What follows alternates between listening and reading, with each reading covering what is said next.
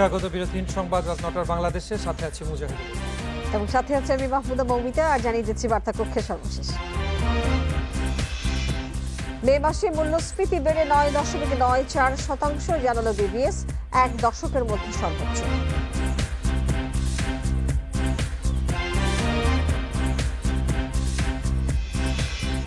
আগামী নির্বাচন নিয়ে চক্রান্ত চলছে, দেশের বিরুদ্ধে অপপ্রচার চালাচ্ছে কিছু ষড়যন্ত্রকারী, গণভবনে প্রধানমন্ত্রী।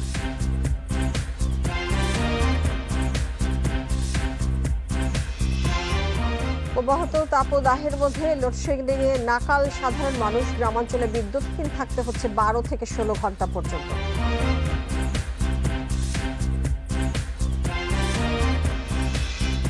দেশের বৃহত্তম ১৩২০ মেগাওয়াট পায়রা বিদ্যুৎ কেন্দ্র উৎপাদন সাময়িক বন্ধ, কয়লা সরবরাহে ঘাটতি।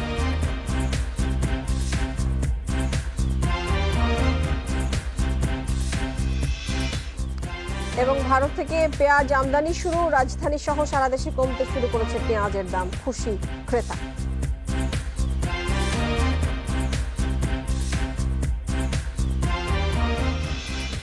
এতক্ষণ শিরোনাম শুনছিলেন, এবারে চলে যাচ্ছি পুরো খবরে। বাজারে লাগামহীন নিত্যপণ্যের দাম, যার প্রভাবে বেড়েছে মূল্যস্ফীতির হার। মে মাসে সার্বিক মূল্যস্ফীতি বেড়ে দাঁড়িয়েছে ৯.৯৪%। এর মধ্যে খাদ্যেই ৯.২৪%। পরিসংখ্যান ব্যুরোর তথ্য মতে মূল্যস্ফীতির এই হার ১০ বছরের মধ্যে সর্বোচ্চ। ভোক্তাদের সংগঠন ক্যাব বলছে, বাজারে তদারকির অভাবে পণ্যের দাম নিয়ন্ত্রণ করা যাচ্ছে না। এক বছর ধরেই বাড়ছে মূল্যস্ফীতি। এর মধ্যে ইউক্রেন যুদ্ধ ও ডলারের চড়া দামে মূল্যস্ফীতি আরও বাড়তে থাকে। আগস্টে জ্বালানি তেলের রেকর্ড দামে মূল্যস্ফীতি এক লাফে ৯.৫২% উঠে যায়। এরপর টানা ৫ মাস ধরে মূল্যস্ফীতি কমে, তবে তা কোনো মাসেই ৮.৫%-এর নিচে নামেনি। গেল মে মাসে খাদ্যে মূল্যস্ফীতি দাঁড়িয়েছে ৯.২৪%, যা এপ্রিলে ছিল ৮.৮৪%। পরিসংখ্যান ব্যুরো বলছে, চাল, ডাল, তেলসহ নিত্য প্রয়োজনীয় বেশিরভাগ পণ্যের দাম বেড়েছে, যা মূল্যস্ফীতির হার বাড়িয়েছে। মে মাসে সার্বিক মূল্যস্ফীতি দাঁড়িয়েছে ১০%-এর কাছাকাছি। এর আগে ২০১২ সালের মার্চে ১০.১০% মূল্যস্ফীতি হয়েছিল। অথচ প্রস্তাবিত বাজেটে মূল্যস্ফীতি ৬% নামিয়ে আনার লক্ষ্য ঠিক করেছে সরকার। অর্থনীতিবিদরা বলছেন, যা বাস্তবায়ন ভীষণ চ্যালেঞ্জিং। গ্রামের তুলনায় শহরে নিত্য প্রয়োজনীয় পণ্য, বিশেষ করে সবজি, মাছ থেকে শুরু করে অন্যান্য যে সমস্ত ভোগ্য পণ্য, সেগুলোর দাম অনেক বেশি ছিল।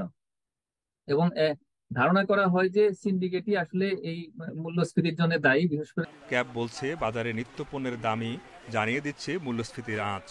গত কয়েক মাসে পেঁয়াজ, আদা, চিনি ছুঁয়েছে রেকর্ড দাম। মূল্যস্ফীতির চাপ সামলাতে আমদানি পণ্যে শুল্ক তুলে নেওয়ার দাবি সংগঠনটির। মূল্যস্ফীতি নিয়ন্ত্রণের জন্য আমদানিকৃত খাদ্যপণ্যের ক্ষেত্রে আমদানি শুল্ক যদি হ্রাস করা যেত, জ্বালানির মূল্য যেটা সরকার বলছিল প্রতি মাসে সমন্বয় করবে, এরকম বিষয়গুলো করা যেত। এবং বাজেটে আমরা যেটা দেখছি, পরোক্ষ কর, ব্যাটের মতো যে বিষয়গুলি আছে, এই করগুলির হার কিন্তু অনেক বেশি, যেটা মূল্যস্ফীতির মাত্রাকে অনেক বেশি উস্কে দিচ্ছে বলে আমরা মনে করি।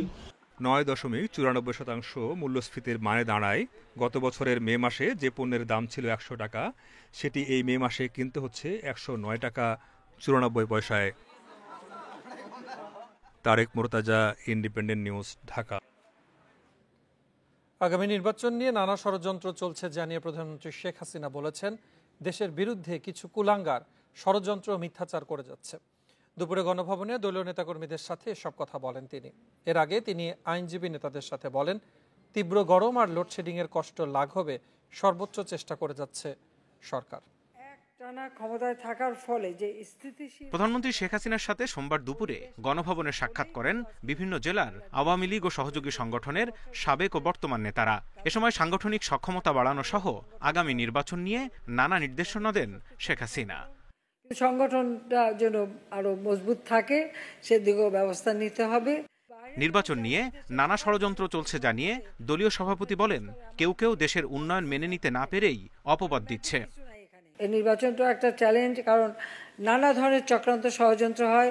আর বাংলাদেশের মানুষ যখন একটু জীবনটা উন্নত হয়, তখনই এই বাংলাদেশেরই কিছু কুলাঙ্গার আছে যারা বাংলাদেশের বিরুদ্ধে সব জায়গায় বদনাম করে বেড়ায়, মিথ্যা বলে বেড়ায়, আর কিছু যে বিদেশি অনুদানের টাকা পাওয়ার জন্য বাংলাদেশ সম্পর্কে ভ্রান্ত ধারণা দেয়। বিএনপির সময়ে ভোট চুরি হয়েছে উল্লেখ করে আওয়ামী লীগ সভাপতি বলেন, তাদের কাছ থেকে এখন উল্টো জাতিকে গণতন্ত্রের কথা শুনতে হচ্ছে। 2006-এর ইলেকশন করতে গেছে, সাথে যে যখন ওরকম 1,23,00,000 ভুয়া ভোটার দিয়ে ভোটার লিস্ট নিয়ে ইলেকশন করে ভোট চুরি করতে গেছে, তখনও জনগণের আন্দোলনেই কিন্তু তাদের বিদায় নিতে হচ্ছে। তো ওদের তো ভোট চুরি করা এটাই তাদের রেকর্ড, গণতন্ত্র হরণ করা এটাই তাদের রেকর্ড। তো ওদের মুখে আবার এখন আমরা গণতন্ত্র শুনি।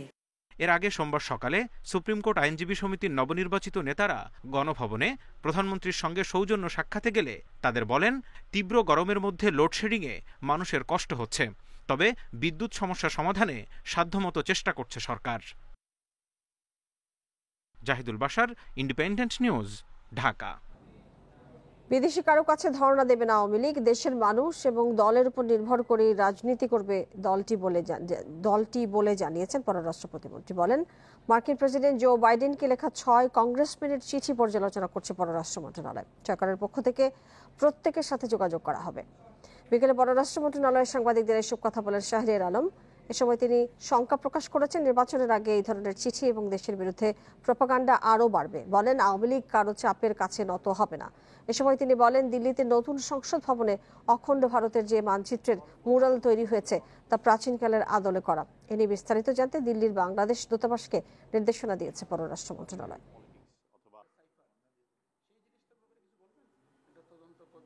বিদেশি কারো কাছে ধর্ণা দিয়ে অথবা কারো চাপে পড়ে অথবা আমার তার সাথে সম্পর্কটা শেষ পর্যন্ত ধরে রাখতেই হবে, এরকম কোনো নীতির প্রতি অগ্রসর হয়ে বাংলাদেশের মানুষকে পেছনে ফেলে দেওয়ার নীতিতে আওয়ামী লীগ বিশ্বাস করে না। আমরা ওই বিশ্বাস নিয়ে কাজ করছি। We believe in our people and party and the work that we have done. সরকারের দুঃশাসনের কারণেই বাংলাদেশের উপরে গণতান্ত্রিক বিশ্বের চাপ বাড়ছে বলে মন্তব্য করেছেন বিএনপি মহাসচিব মির্জা ফখরুল ইসলাম আলমগীর। সোমবার বিকেলে এক আলোচনা সভায় তিনি কথা বলেন। বিএনপির প্রতিষ্ঠাতা প্রয়াত রাষ্ট্রপতি জিয়াউর রহমানের 42তম মৃত্যুবার্ষিকী উপলক্ষে বিএনপির এই আলোচনা সভা। এতে বিএনপি নেতারা বলেন, এই সরকারকে জনগণ আর ক্ষমতায় দেখতে চায় না। মার্কিন যুক্তরাষ্ট্রের ভিসা নীতির প্রসঙ্গ তুলে বিএনপি মহাসচিব মির্জা ফখরুল ইসলাম আলমগীর বলেন, একটি স্বাধীন রাষ্ট্রের জন্য এ ধরনের ভিসা নীতি অমর্যাদাকর। তিনি বলেন, বাংলাদেশে গণতন্ত্র ফিরিয়ে আনতে এই ধরনের পদক্ষেপকে দরকারি বলে মনে করছে আন্তর্জাতিক বিশ্ব। এই আওয়ামী লীগের অবৈধ সরকার আজকে দেশকে এমন জায়গায় নিয়ে গেছে, তাদের দুঃশাসনের কারণে, তাদের দুর্বৃত্তায়নের কারণে, তাদের লুটের কারণে, যে আজকে একটা এই ধরনের ব্যবস্থা ছাড়া গণতন্ত্রের ফিরে আসার কোনো পথ আন্তর্জাতিকভাবে গণতান্ত্রিক বিশ্ব দেখতে পাচ্ছে না। সন্ত্রাসের পথ পরিহার করে গণতন্ত্রের পথে ফিরে না এলে দেশে বিএনপি জামায়াতের রাজনীতির কবর রচিত হবে বলে মন্তব্য করেছেন আওয়ামী লীগের সভাপতিমণ্ডলীর সদস্য জাহাঙ্গীর কবির নানক। বিকেলে রাজধানীর শ্যামলীতে ঢাকা মহানগর উত্তর যুবলীগের 104টি ইউনিটের ত্রিবার্ষিক সম্মেলনে তিনি এ মন্তব্য করেছেন। নানক বলেছেন, সাম্প্রদায়িক অপশক্তিকে প্রতিহত করার লড়াই চলছে। আওয়ামী লীগ ক্ষমতায় এসে রাষ্ট্র কাঠামো ধ্বংস করে দিয়েছে। মির্জা ফখরুলের এমন কথা হাস্যকর বলে মন্তব্য করেন এই আওয়ামী লীগ নেতা। বলেন, যারা সরকারের পাশাপাশি হাওয়া ভবন পরিচালনার মধ্য দিয়ে হত্যা, সন্ত্রাস এবং দুর্নীতির অভয়ারণ্যে পরিণত করেছিল, তাদের মুখে গণতন্ত্রের কথা শোভা পায় না। শেখ হাসিনা আপোষ করতে জানেন না মন্তব্য করে তিনি বলেছেন, মুক্তিযুদ্ধের শক্তিকে নিয়ে দেশকে এগিয়ে নিয়ে যাবেন প্রধানমন্ত্রী। আগামী নির্বাচনে অন্তত 2/3 সংখ্যাগরিষ্ঠতা নিয়ে আওয়ামী লীগের সরকার গঠনের আশাবাদের কথাও জানিয়েছেন জাহাঙ্গীর কবির নানক। সরকার ষড়যন্ত্র করে বিএনপি জামাত কোনো লাভ হবে না, পূর্বেও লাভ হয় না।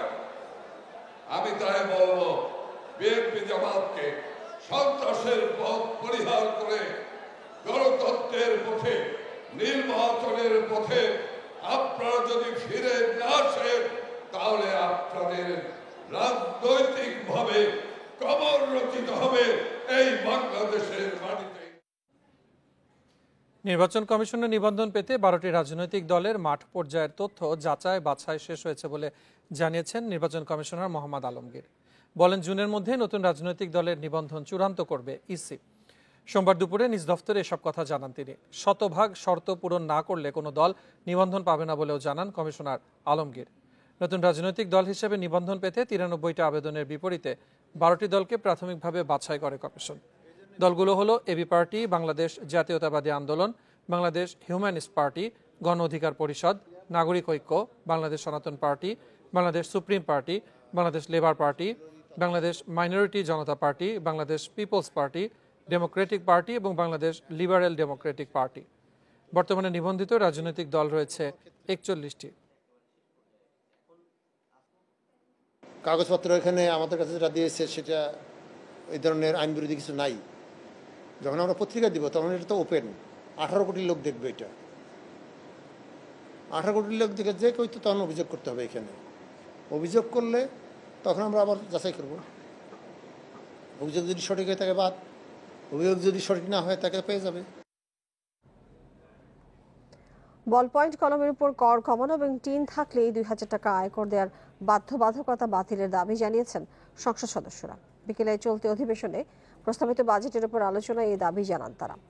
আওয়ামী লীগের সংসদ সদস্য কাজী নাবিল আহমদ বলেছেন, সাধারণ মানুষের উপর করের বোঝা না বাড়িয়ে বেশি মানুষকে করের আওতায় আনতে হবে।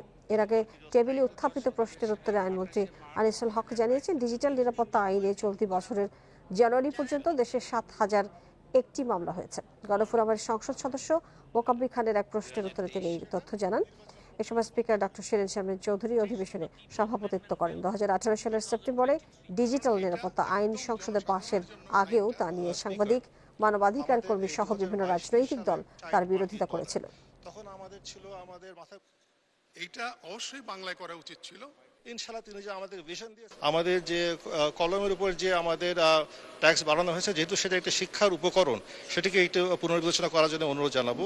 আর আমাদের যে 38টি সেবা নিতে গেলে যে রিটার্ন জমা দেওয়ার 2000 টাকা করে আছে, সেখানে যারা রিটায়ার্ড বা অবসরপ্রাপ্ত 65 বছরের ঊর্ধ্বে, তাদের জন্য বিষয়টি আমি পুনর্বিবেচনা করার জন্য কিন্তু অনুরোধ জানাচ্ছি। আমদানির অনুমতির পর দেশের বিভিন্ন বন্দর দিয়ে ভারত থেকে পেঁয়াজ আসা শুরু হয়েছে। সন্ধ্যায় হিলে স্থলবন্দর দিয়ে 3টি ট্রাকে 63 টন পেঁয়াজ দেশে আসে। এর আগে দুপুরে পেঁয়াজ আমদানি শুরু হয় চাঁপাইনবাবগঞ্জের সোনা মসজিদ স্থলবন্দর দিয়ে। 57টি ট্রাকে পেঁয়াজ আসে 57,000 মেট্রিক টন। এদিকে সাতক্ষীরার ভোমরা স্থলবন্দর দিয়ে 10 ট্রাক পেঁয়াজ এসেছে দেশে। পেঁয়াজের অস্বাভাবিক মূল্যবৃদ্ধির কারণে সোমবার থেকে পেঁয়াজ আমদানির অনুমতি দেয় কৃষি মন্ত্রণালয়।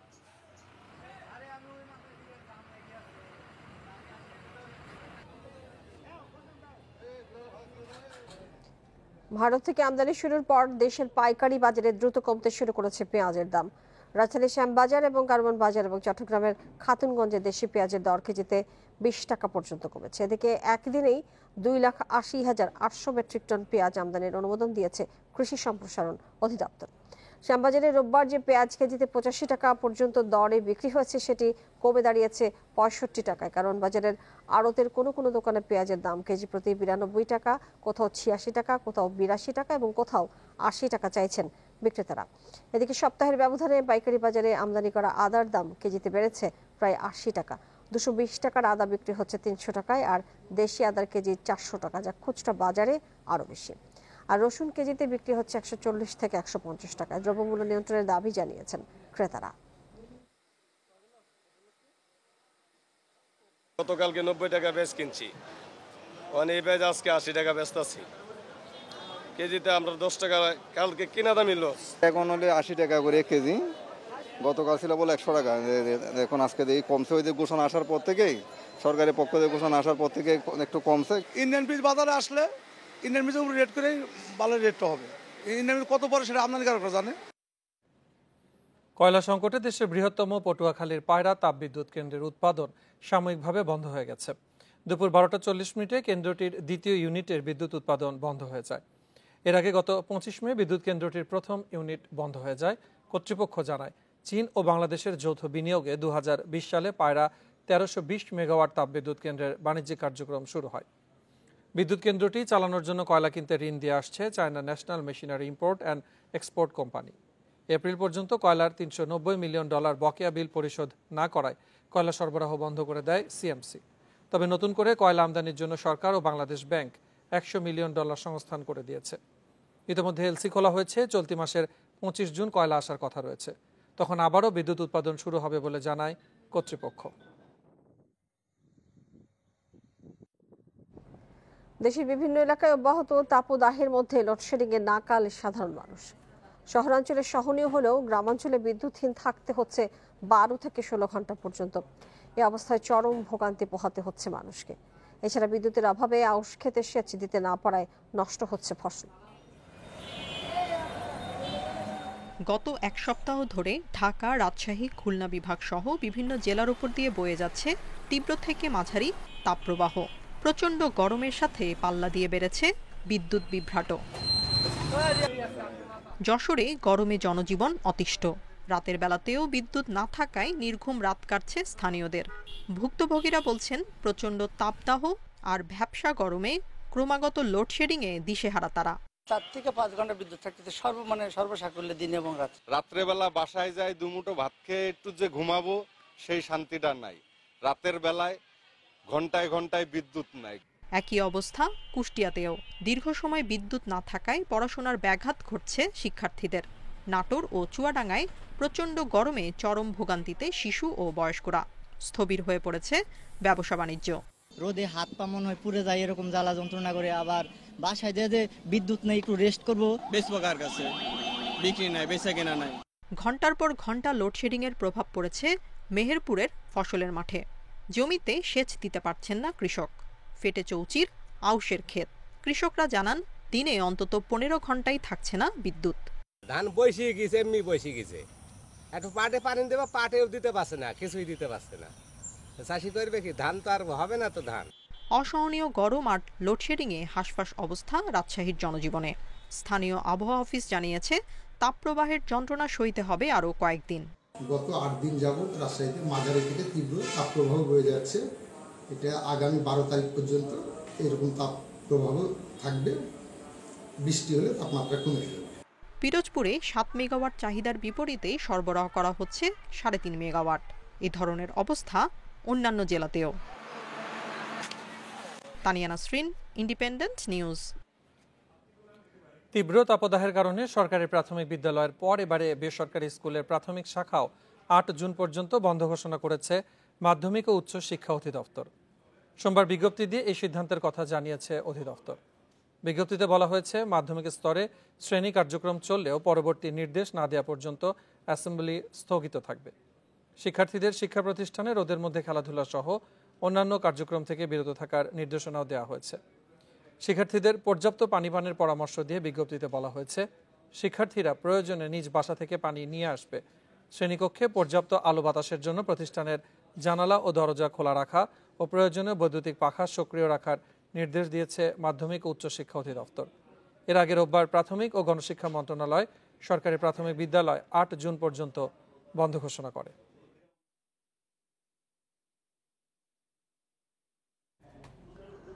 এক বছরের বেশি সময় তদন্তের পর রাজধানীর শাহজাহানপুরে আলোচিত টিপু হত্যা মামলার অভিযোগপত্র জমা হয়েছে আদালতে। আওয়ামী লীগ, যুবলীগ, ছাত্রলীগ এবং জাতীয় পার্টি নেতা এবং স্থানীয় শীর্ষ সন্ত্রাসী সহ 34 জনের নাম গোয়েন্দা পুলিশের তদন্তে। মতিঝিলে আধিপত্য, চাঁদা এবং টেন্ডারবাজির নিয়ন্ত্রণ নিতেই হত্যা করা হয় আওয়ামী লীগ নেতা টিপুকে। 2022 সালের 24 মার্চ রাতে রাজধানীর উত্তর শাহজাহানপুরে মতিঝিল থানা আওয়ামী লীগের সাবেক সাধারণ সম্পাদক জাহিদুল ইসলাম টিপুকে গুলি করে হত্যা করে মোটরসাইকেলে আসা দুর্বৃত্তরা। তাদের এলোপাথারি গুলিতে নিহত হয় রিকশা আরোহী কলেজ ছাত্রী প্রীতি। এ ঘটনায় মামলা করেন টিপুর স্ত্রী। ভারতে পালানোর সময় বগুড়া থেকে গ্রেপ্তার করা হয় শুটার মাসুমকে। ওমান থেকে ফিরিয়ে আনা হয় সন্ত্রাসী মুসাকেও। আওয়ামী লীগ নেতা সোহেল শাহরিয়ার সহ 24 জনকে আনা হয় আইনের আওতায়। মতিঝিল এলাকার আধিপত্য, স্কুলের ভর্তি বাণিজ্য, চাঁদা ও টেন্ডারবাজির নিয়ন্ত্রণ নিতেই এ হত্যাকাণ্ড। 1 বছর 2 মাস তদন্ত শেষে সোমবার মুখ্য মহানগর হাকিম আদালতে 34 জনের নামে অভিযোগপত্র দেয় গোয়েন্দা পুলিশ। কাঁচা বাজারে চাঁদাবাজিকে কেন্দ্র করে এই ঘটনাটি একটা সূত্রপাত হয়েছে। তাছাড়া এলাকার আধিপত্য বিস্তার, এই এলাকাটা কে নিয়ন্ত্রণ করবে, এটা নিয়েও একটা ঘটনা ছিল। সব কিছু মিলেই টিপুকে তারা হত্যা করেছে। পরিকল্পনায় শীর্ষ সন্ত্রাসী জিসান মানিক, আওয়ামী লীগ নেতা আশরাফ মনসুর সহ 8 জন। কিলিং মিশন বাস্তবায়নে মাসুম শামীম। অস্ত্র ও গুলি সরবরাহ করে সন্ত্রাসী মুসা সাগর সহ 7 জন। অর্থ দিয়েছে আওয়ামী লীগ নেতা সোহেল ও জাতীয় পার্টির রবিন সহ 8 জন। বাকিরা সবাই সহায়তা করেছে কিলিং মিশনে। যারাই অপরাধী সাক্ষ্য প্রমাণে বিভিন্ন 164 পারিপার্শ্বিক সাক্ষ্য প্রমাণে যাদের বিরুদ্ধে আমরা তথ্য পেয়েছি তাদেরকে আমরা উক্ত মামলা বিনা অপরাধী যে অপরাধ করে নাই এরকম কাউকে আমরা সম্পৃক্ত করি নাই। এদিকে পলাতক দেখানো আসামিদের অনেকে প্রকাশ্যে এলাকায় চলাফেরা করছে জানিয়ে তাদের দ্রুত আইনের আওতায় আনার দাবি নিহত টিপুর স্ত্রীর। অন্যায় করেছে তাদের সবাই আইনের আওতায় আনা হোক। নাম আসার পরও তারা গ্রেপ্তার হবে না কেন বা তাদের বিচার হবে না কেন? দেশবাসী, আমার প্রধানমন্ত্রী মাননীয় সবার কাছে আমার এটা দাবি এবং ডিবির প্রতি আমার দাবি হলো যে তাদের অ্যারেস্ট করা হোক। আসামিদের মধ্যে এখন পর্যন্ত গ্রেপ্তার 24, পলাতক রয়েছে 10 জন। চার্জশিট গ্রহণ করে বিচার শুরুর এবং জড়িতদের সবার শাস্তি নিশ্চিতের দাবি মামলার বাদীর। Masudur Rahman, Independent news, Dhaka. অবৈধ সম্পদ অর্জনের অভিযোগে পল্লী উন্নয়ন ও সমবায় বিভাগের সাবেক সচিব প্রশান্ত কুমার রায়ের বিরুদ্ধে মামলা করেছে দুর্নীতি দমন কমিশন। সকালে দুদকের ঢাকা সমন্বিত জেলা কার্যালয়ে মামলাটি করেন দুদকের উপপরিচালক মশিউর রহমান। দুদকের অনুসন্ধানে প্রশান্ত কুমার রায় ওরফে PK রায়ের 1,25,00,000 টাকার অবৈধ সম্পদ পাওয়া গেছে। দুদক বলছে, সরকারি চাকরি ও উত্তরাধিকার সূত্রে PK রায়ের আয়ের তুলনায় স্থাবর অস্থাবর সম্পদ অনেক বেশি। তাছাড়া তিনি ভারত ও অস্ট্রেলিয়ায় অর্থ পাচার করেছেন এমন অভিযোগও রয়েছে। চাকরিরত অবস্থায় PK রায়ের বিরুদ্ধে নানা দুর্নীতির অভিযোগ ওঠে। এর মধ্যে একটি বাড়ি, একটি খামার প্রকল্পের কেনাকাটায় দুর্নীতির জন্য বেশি সমালোচিত হন তিনি। দুদক ধারণা করছে, অনুসন্ধানে যা পাওয়া গেছে তদন্তে তার কয়েক গুণ বেশি অবৈধ সম্পদ পাওয়া যাবে।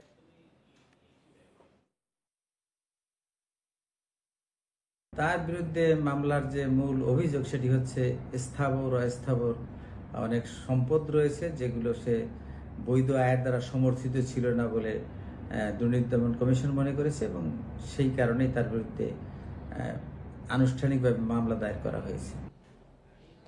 পুরান ঢাকার গ্যান্ডারিয়ায় ডিআইটির শতবর্ষী পুকুর দখল করে মার্কেট এবং কাউন্সিলর অফিস নির্মাণের ওপর স্থিতাবস্থা দিয়েছে হাইকোর্ট। এই আদেশের ফলে পুকুরটি বর্তমানে যেরকম আছে সেরকমই থাকবে। বিচারপতি KM কামরুল কাদের এবং বিচারপতি শওকত আলী চৌধুরীর বেঞ্চ এই আদেশ দিয়েছেন।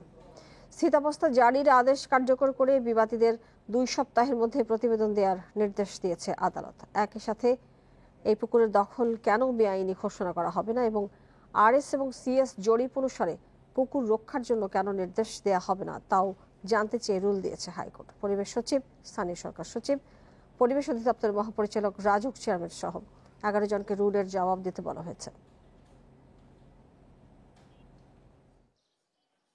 গ্যান্ডারিয়ার এই পুকুরটা যেটা ভরাট হচ্ছে সেটা ভরাট বন্ধে প্রশাসনের নিষ্ক্রিয়তা কেন বেআইনি ঘোষণা করা হবে না এবং এই পুকুরটা যেভাবে CS RS রেকর্ডে আছে সেই অনুসারে এটা সংরক্ষণ করা এবং যেগুলো ভরাট হয়েছে সেগুলো অপসারণ করার জন্য কেন নির্দেশ দেওয়া হবে না, এটি রুল জারি করেছেন আদালত। রাত 9টার বাংলাদেশে এবারে জানাবো খেলার খবর। জানিয়ে দিচ্ছি শিরোনাম। টেস্ট দলে চমকের কারণ জানালেন প্রধান নির্বাচক নান্নু। মিরপুরে আফগান বধের আশাবাদ, প্রথমবার ডাক পেয়ে রোমাঞ্চিত মিরপুর।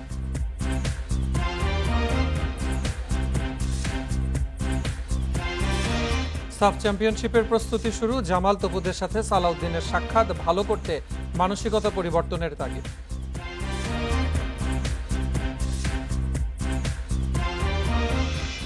ফর্ম আর দক্ষতা বিবেচনায় আফগান সিরিজের জন্য সেরা টেস্ট দল বেছে নেওয়া হয়েছে, জানিয়েছেন প্রধান নির্বাচক মিনহাজুল আবেদিন নান্নু। শুধু পরিসংখ্যান নয়, শাহাদাত দীপু ও মুশফিক হাসানের টেম্পারমেন্ট নজরে এসেছে ম্যানেজমেন্টের। বিশ্বকাপের বছরে তাসকিনকে বুঝে শুনে ব্যবহারের পক্ষে এই নির্বাচক। আফগানদের বিপক্ষে টেস্ট জয়ের আশাবাদ নান্নুর।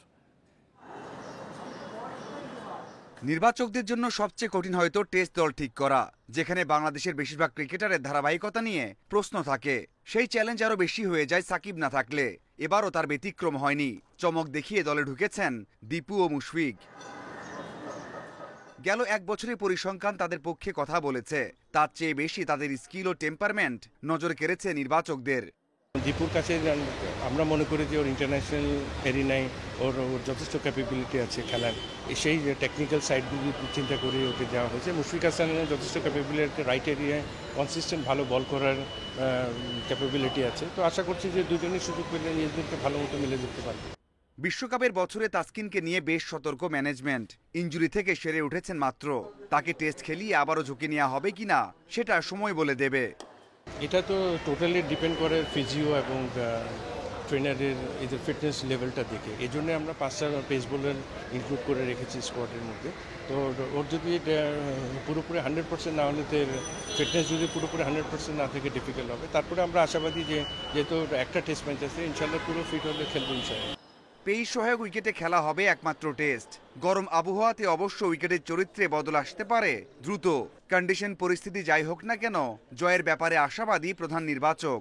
One of the best player টিমে না থাকলে আমাদের অধিনায়ক টিমে নেই, এটা অবশ্যই আমাদের জন্য একটা চিন্তার কারণ। ভেরি চ্যালেঞ্জিং কন্ডিশন, এখন যথেষ্ট গরম, সব কিছু মিলে আমরা একটা বেস্ট পসিবল সাইড আমরা দাঁড়া করেছি। আশা করছি আমরা আফগানিস্তানের দ্য বেস্ট ক্রিকেটটাই খেলব। 9 জুন পর্যন্ত সাদা ও লাল বলের সবাই একসাথে অনুশীলন করবেন। 10 জুন শুরু হবে টেস্ট দলের আলাদা প্রস্তুতি। মাঝারুল ইসলাম, ইন্ডিপেন্ডেন্ট নিউজ। স্বপ্নের মতো যাত্রা শাহাদাত দীপুর। স্কুল ক্রিকেট থেকে শুরু, এখন জাতীয় দলে ডাক পেয়ে রোমাঞ্চিত এই ব্যাটার। আফগানিস্তান সিরিজের টেস্ট স্কোয়াডে অন্তর্ভুক্তিতে স্মরণীয় করে রাখতে চান তিনি। বিশ্বমানের আফগান স্পিনারদের নিয়ে ভাবছেন না তিনি, সুযোগ পেলে সর্বোচ্চটুকু দিয়ে অভিষেকের রাঙানোর অপেক্ষা দীপুর।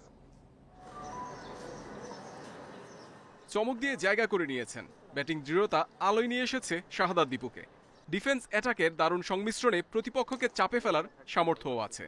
আফগানিস্তানের বিপক্ষে একমাত্র টেস্ট স্কোয়াডে কেন সুযোগ পেয়েছেন তা এই যুব বিশ্বকাপ জয়ী ব্যাটারের আত্মবিশ্বাসী ও সাহসী ব্যাটিংয়ে স্পষ্ট। প্রধান কোচ হাতুরু সিংহেও এই তরুণের টেম্পারমেন্ট দেখে মুগ্ধ। দীপু ও ব্যাটিং শৈলী দিয়ে আস্থায় পরিণত হতে চান। রোদের প্রখরতা জয় করে সুযোগের অপেক্ষায় আছেন দীপু। এটা তো আমাদের জব তো করতে হবে, যে যেরকমের সিচুয়েশন থাকুক, রোদ পড়ুক বা বৃষ্টি পড়ুক, চ্যালেঞ্জিং, নিজের মেন্টালি স্ট্রং হইতে হবে এখানে খেলতে হলে, আর কিছু নয়। সেই টিম বলেন বা প্রিমিয়ার লিগ বলেন, আমি আমার ভালোটা খেলা ট্রাই করতেছি। আমি যদি আমার বেস্টটা খেলতে পারি, আস্তে আস্তে অবশ্যই সুযোগ আসবে। আফগান স্পিন জুজু টাইগারদের ভয়ের কারণ। নেটে লেগ স্পিনারদের নিয়ে ব্যাটিংয়ে বেশি সময় কাটিয়েছেন দীপু। রাশিদ নূরদের নিয়ে কি পরিকল্পনা আন্তর্জাতিক অঙ্গনে আত্মপ্রকাশের অপেক্ষায় থাকা এই তরুণের? এখনো সত্যি বলতে শুরু করি নাই, নর্মালি খেলবো, যে সবসময় তো বল দেখেই খেলা ট্রাই করি। কে বলার আছে বা কে অপোনেন্ট আছে ওইটা ট্রাই দেখি না আর কি। তো বল দেখেই খেলা ট্রাই করবো, এর বেশি কিছু করবো না। মূল প্রস্তুতির দ্বিতীয় দিনে জাকির বেশি মনোযোগী ছিলেন হাতুরুর ক্লাসে। চোটের সঙ্গে লড়াই করে ফিরলেও অফর্মে থাকা এই ব্যাটার পেয়েছেন প্রধান কোচের বাড়তি গুরুত্ব। দক্ষতার উন্নতিতে ব্যক্তিগত মুঠোফোনে কৌশলও দেখিয়েছেন হাতুরু, যাতে কিছুটা আত্মবিশ্বাস ফিরেছে জাকিরের। অভিজ্ঞ মুমিনুল উপেক্ষিত ছিলেন অনুশীলনে। হাতুরুর সান্নিধ্য না পাওয়ার সাবেক টেস্ট অধিনায়ক প্রস্তুতি সেরেছেন নীরবে। অন্যদিকে মিরাজ সপ্রতিভ ছিলেন ব্যাটিংয়ে। মগজে মননে আক্রমণাত্মক ক্রিকেটের ব্র্যান্ড ধারণ করে আগ্রহী ছিলেন বড় শট খেলায়। Mohammad Nazim, independent news, Dhaka. খেলার আগে মানসিকভাবে ভেঙে না পড়ার পরামর্শ দিয়েছেন বাফুফের সভাপতি কাজী সালাউদ্দিন। কিংস অ্যারেনায় সাফ চ্যাম্পিয়নশিপের প্রস্তুতি ক্যাম্পে ফুটবলারদের সাথে সাক্ষাতের পর একথা জানান তিনি।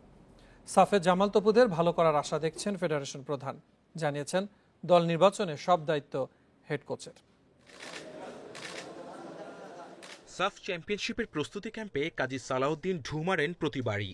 ফুটবলারদের সঙ্গে সাক্ষাৎ, তাদের সঙ্গে আলোচনায় থাকে নানা পরামর্শ। দলকে উজ্জীবিত রাখার চেষ্টা করে যান। এবারও বাফুফের সভাপতি এলেন সাফের ক্যাম্পে। বড় টুর্নামেন্টের আগে জামাল তপুদের সাহস দিয়ে গেলেন। আমি যেটা দেখেছি কিছুদিন ধরে, ওদের মেন্টালিটি ইজ নট উইনিং।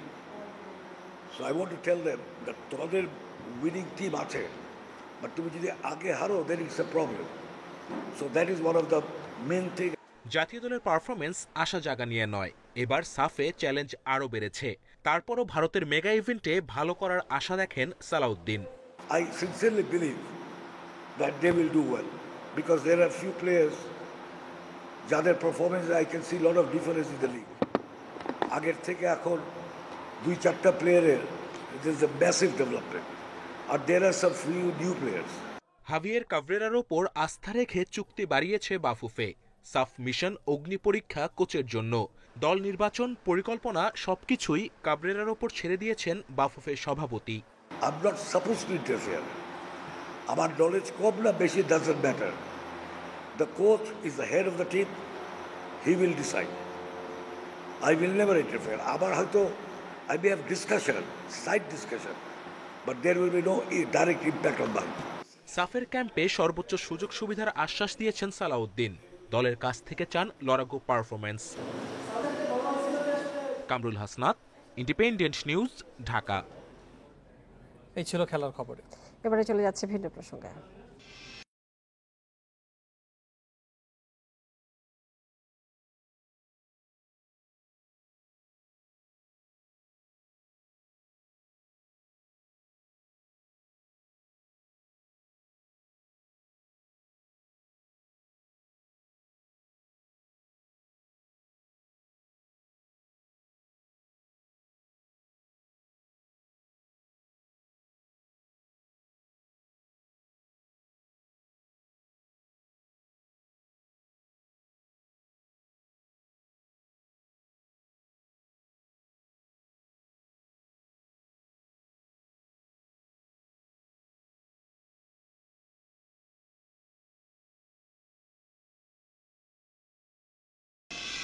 আর এ নিয়ে প্রতিবেদন থাকছে সংবাদের শেষ অংশে। চলে যাচ্ছে পরের খবরে।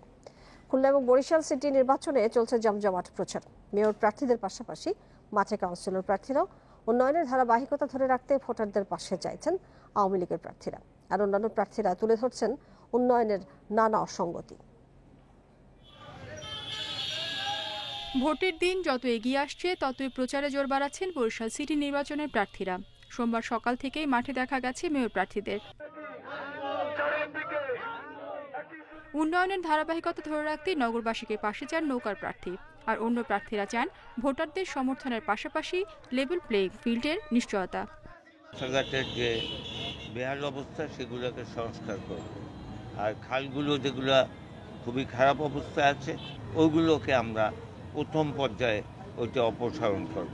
লেভেল প্লেইং ফিল্ড ছিল, কিন্তু বর্তমানে দেখতেছি তারা উত্তেজিত হয়ে যাচ্ছে এবং আমাদের আক্রমণ করার চেষ্টা করছে। ভোটাররা তারা বারবার একটা কথাই বলছে যে আমরা ভোট কার্ড দিয়ে যেতে পারবো কিনা, ভোট দেয়া যাবে কিনা।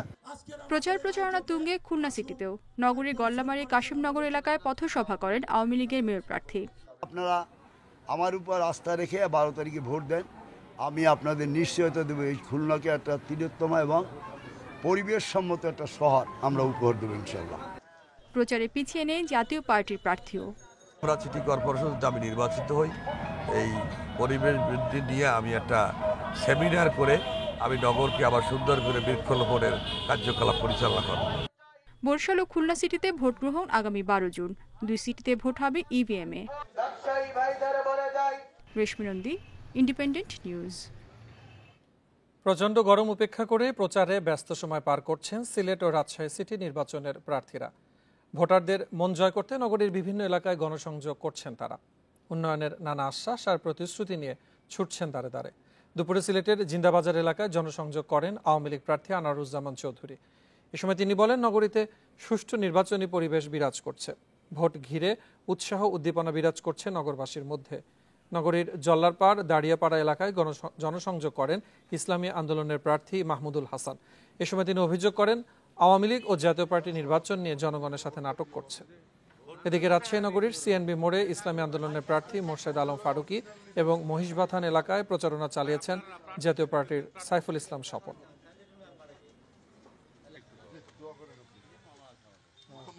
আগামী 21 জুন যে নির্বাচন হবে সিলেটে, আমরা আশা করছি অত্যন্ত সুন্দর পরিবেশে সুশৃঙ্খলভাবে এখানে সব প্রার্থীরাই মানুষের দ্বারা দ্বারা যাচ্ছেন, আমিও যাচ্ছি। যদি কর্মসংস্থান আমরা রাজশাহী ডেভেলপ করতে পারি, আমি মনে করি যে আমাদের আর কোনো ডেভেলপমেন্টের জন্য কারো কাছে যেতে হবে না।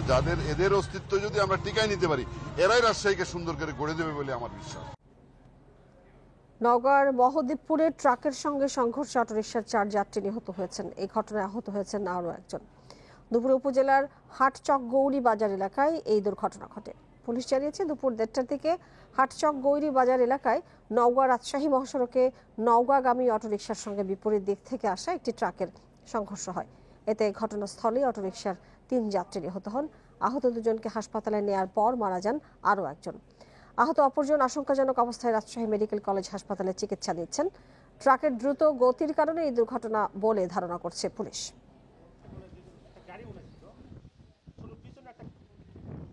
আমরা সিএনজি যাত্রী 4 জনকে মৃত অবস্থায় পাই এবং 1 জনকে আহত অবস্থায় পেয়ে তাদের দ্রুত হাসপাতালে পাঠানোর ব্যবস্থা করি। আমরা ঘাতক ট্রাকটিকে আটক করতে সক্ষম হই স্থানীয় লোকজনদের সহযোগিতায়। ভারতের বিহারে গঙ্গা নদীর উপরে নির্মাণাধীন 4 লেনের একটি সেতু ধসে পড়েছে। এই ঘটনায় ওই সেতুর কাছে কর্মরত এক নিরাপত্তা কর্মী নিখোঁজ রয়েছেন। তাকে খুঁজে বের করার চেষ্টা করছেন উদ্ধারকর্মীরা। স্থানীয় সময় রোববার বিকেলে মাত্র কয়েক সেকেন্ডের মধ্যে ধসে পড়ে সেতুটি। সেতু ধসে পড়ার ভিডিও সামাজিক যোগাযোগ মাধ্যমে ভাইরাল হয়েছে। ভাগলপুরের সাথে খাগড়িয়া জেলার যোগাযোগ স্থাপন করেছিল সেতুটি। 2014 সালে এর ভিত্তিপ্রস্তর স্থাপন করেন রাজ্যের মুখ্যমন্ত্রী নীতিশ কুমার। সেতুর নির্মাণ ব্যয় ধরা হয় 1700 কোটি রুপি। এই ঘটনায় জড়িত সব কর্মকর্তার বিরুদ্ধে তদন্ত সাপেক্ষে কঠোর ব্যবস্থা নেওয়ার ঘোষণা দিয়েছেন বিহারের মুখ্যমন্ত্রী।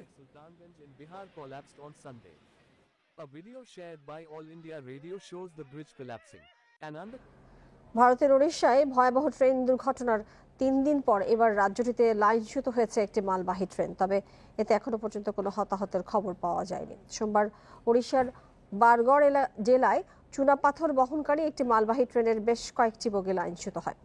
উড়িষ্যার বালেশ্বরের দুর্ঘটনাস্থল থেকে প্রায় 500 কিলোমিটার দূরে এই দুর্ঘটনা ঘটে। ট্রেনটি ডুঙ্গুরি থেকে বারগড় যাচ্ছিল। তবে ট্রেন লাইনচ্যুত হওয়ার কারণ এখনো পর্যন্ত জানা যায়নি। ভারতের রেল কর্তৃপক্ষ জানিয়েছে একটি বেসরকারি কোম্পানির ব্যক্তিগত রেল লাইনে মালবাহী ট্রেনটি লাইনচ্যুত হয়েছে।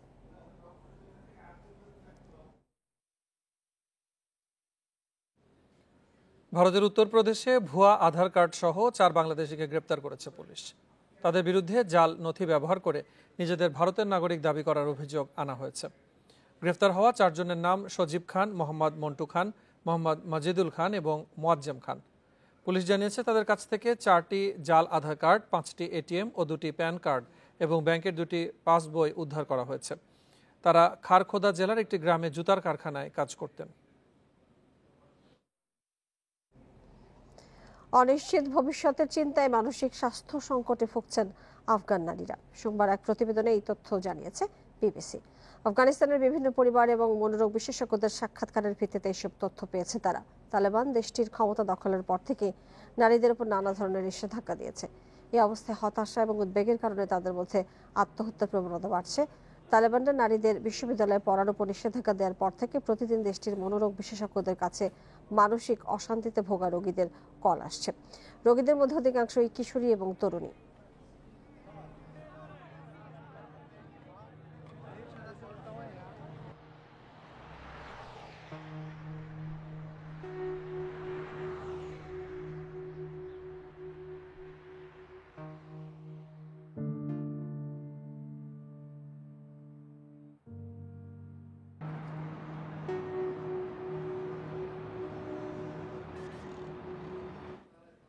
নিঝুম দ্বীপের সংরক্ষিত বন গিলে নিচ্ছে জনবসতি। কেওড়া বন উজাড় করে পোড়ানো হচ্ছে ইটভাটায়, বাড়ানো হচ্ছে ফসলের জমি, হচ্ছে মাছের ক্ষেত। এই অবস্থায় বন লোকালয়ের জন্য নতুন করে সীমানা নির্ধারণ করতে চাইছেন জনপ্রতিনিধি ও প্রশাসন। তবে পরিবেশবাদীরা বলছেন সংরক্ষিত বনে বসতি স্থাপন বেআইনি। জীববৈচিত্র্য ধ্বংস করে জনপদ গড়া বন্ধ করতে হবে।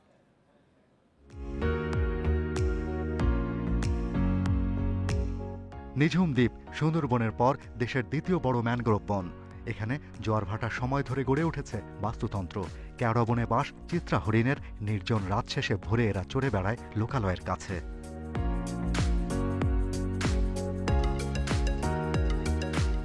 40,000 একর আয়তনের এই দ্বীপে সংরক্ষিত বনাঞ্চল প্রায় 21,000 একর।